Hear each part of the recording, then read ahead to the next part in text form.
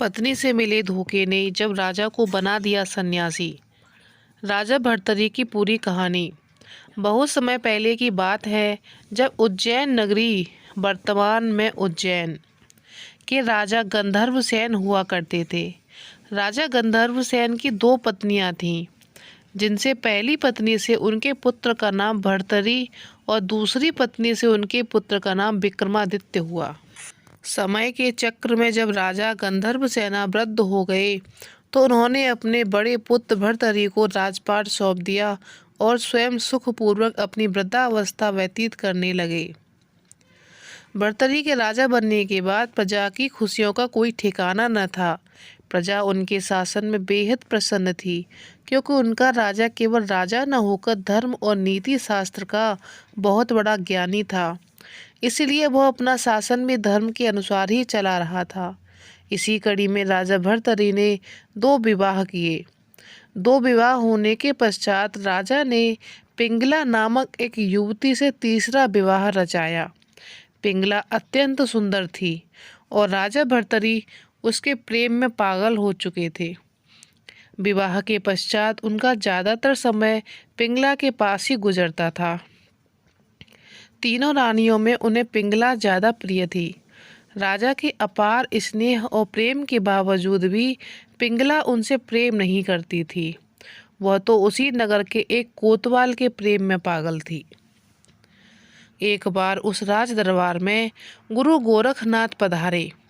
अपने महल में गुरु के आगमन के पश्चात राजा ने उनका खूब आदर सत्कार किया और उनकी सेवा की। कई दिनों तक गुरु गोरखनाथ राज दरबार में ही रहे।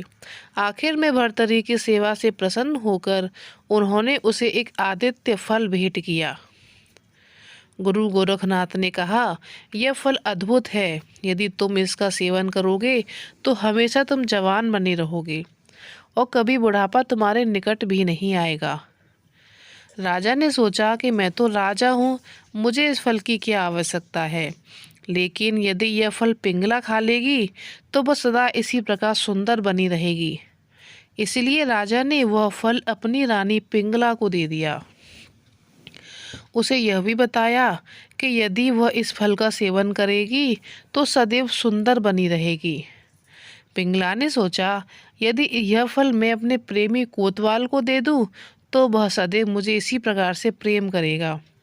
इसलिए पिंगला ने वह फल ले जाकर कोतवाल को दे दिया। लेकिन कोतवाल पिंगला से प्रेम नहीं करता था। वह तो वेश्या के प्रेम में पागल था। पिंगला ने वह फल कोतवाल को तो दे दिया, लेकिन कोतवाल ने वह ले जाकर उस वेश्या को यह फल दे दिया। वेश्या ने सोचा, यदि मैं इस फल का सेवन करूंगी और मैं सदैव जवान बनी रहूंगी तो आज ही भर मुझे इस नरक में काम करके शरीक रहना पड़ेगा। मैं कभी भी अपने जीवन में मुक्ति प्राप्त नहीं कर पाऊंगी। लेकिन यदि फल मैं राजा को ले जाकर दे दूं और राजा इसका सेवन कर ले तो शायद मैं प्रजा हित में कुछ आवश्यक काम करेंगे।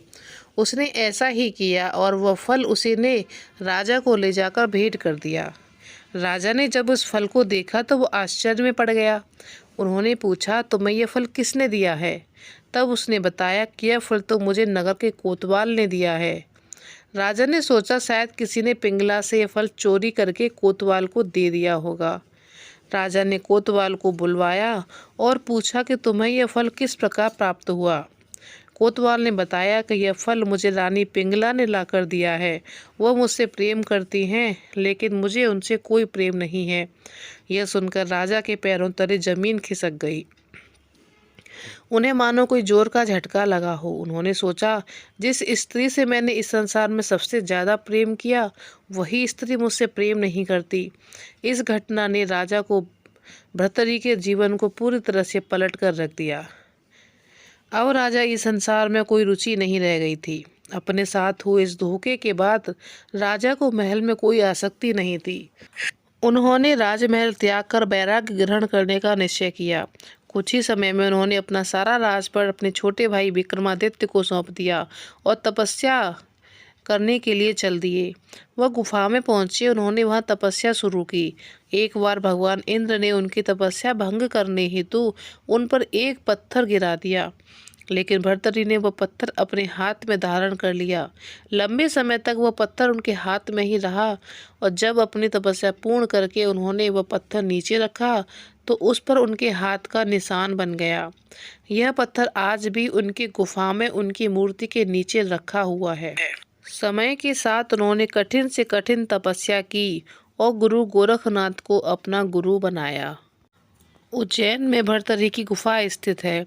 इसी गुफा में भर्तरी ने तपस्या की थी। गुफा के अंदर जाने का रास्ता काफ़ी छोटा है और गुफा की शुरुआत में ही एक छोटी गुफा है। यह गोपीचंद की गुफा मानी जाती है। इसके बाद की गुफा के अंत में राजा भर्तरी की प्रतिमा है। इसके अलावा इस गुफा में एक और गुफा का रास्ता है।